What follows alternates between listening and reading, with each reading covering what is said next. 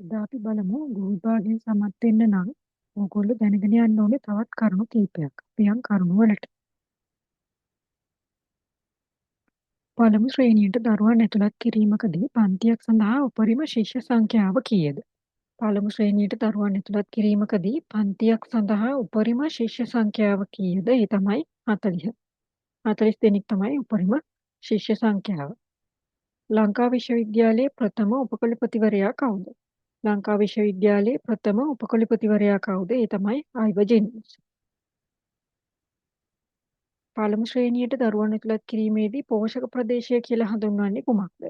පළමු ශ්‍රේණියට දරුවන් ඇතුළත් කිරීමකදී පෝෂක ප්‍රදේශය කියලා කියන්නේ මොකක්ද? ඒ තමයි පාසල පිහිටි ග්‍රාම නිලධාරී කොට්ටාසය. පාසල පිහිටි ග්‍රාම නිලධාරී කොට්ටාශයට තමයි පෝෂක ප්‍රදේශය කියලා කියන්නේ. උසස් පෙළ තාක්ෂණවේදී හදාරනු ලබන අඩු ආදායම්ලාභී දරුවන් වෙනුවෙන් ක්‍රියාත්මක වන ශිෂ්‍යත්ව වැඩසටහන කුමක්ද?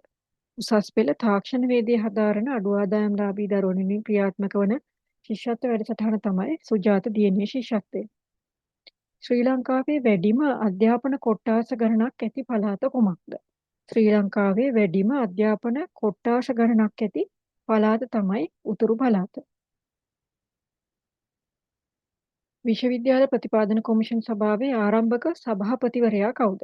විශ්වවිද්‍යාල ප්‍රතිපාදන කොමිෂන් සභාවේ ආරම්භක සභාපතිවරයා තමයි මහාචාර්ය කාලෝ ෆොන්සේකා මහතා. අපොස උසස් පෙළ විභාගයේ විෂයන් 3ක් යටතේ පළමු වරට පැවැත් වූ වසර කුමක්ද?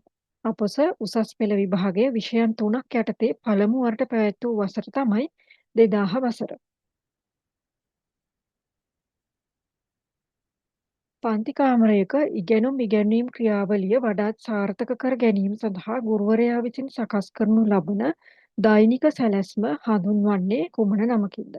පන්ති කාමරයක ඉගෙනුම් ඉගැන්වීම් ක්‍රියාවලිය වඩාත් සාර්ථක කරගන්න ගුරුවරයා විසින් දෛනිකව හදන සැලැස්ම හඳුන්වන්නේ පාඩම් සැලසුම එහෙම නැත්නම් ලෙසන් ප්ලෑන් එක කියලා. පාසලක මූල්‍ය රෙගුලාසි වලට අනුව වැටුප් වර්ධක ලබා දීම සඳහා නිර්දේශ කරනු ලබන ආකෘති පත්‍රය කුමක්ද? පාසලක මූල්‍ය රෙගුලාසි වලට අනුව වැටුප් වර්ධක ලබා දීම සඳහා පාවිච්චි කරන ආකෘති පත්‍රය තමයි ජෙනරල් 126 නැත්නම් පොදු 126. ඉගෙනීම සඳහා ඉගෙනීම, කිරීමට ඉගෙනීම, ජීවත් වීමට ඉගෙනීම සහ සහයෝගයෙන් ජීවත් වීමට ඉගෙනීම යන අධ්‍යාපනයේ කුළුණු 4 නැත්නම් පිලර්ස් 4 හඳුන්වා දුන් වාර්තාව කුමක්ද? ඒ තමයි ඩෙලෝස් වාර්තාව 1996 දී.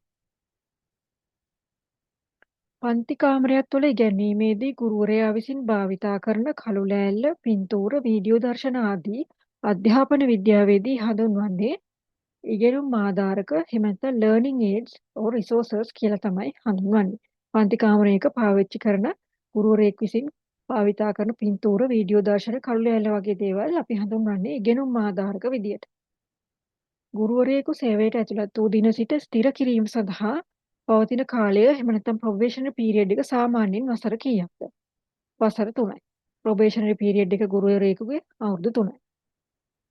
නිපුණතා පාදක අධ්‍යාපනය එහෙම නැත්නම් competency based education ශ්‍රී ලංකාවේ ප්‍රාථමික අංශයට හඳුන්වා දෙනු ලැබුවේ කුමන අධ්‍යාපන ප්‍රතිසංස්කරණ මගින්ද? ඒ තමයි 1997 ප්‍රතිසංස්කරණ මගින්.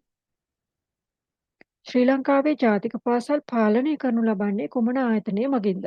ශ්‍රී ලංකාවේ පවතින ජාතික පාසල් පාලනය කරනු ලබන්නේ කුමන ආයතන මගින්ද? ඒ තමයි අධ්‍යාපන අමාත්‍යාංශය මගින්. මධ්‍යම රජයේ අධ්‍යාපන අමාත්‍යාංශයෙන් තමයි ජාතික පාසල් පාලනය කරන්නේ.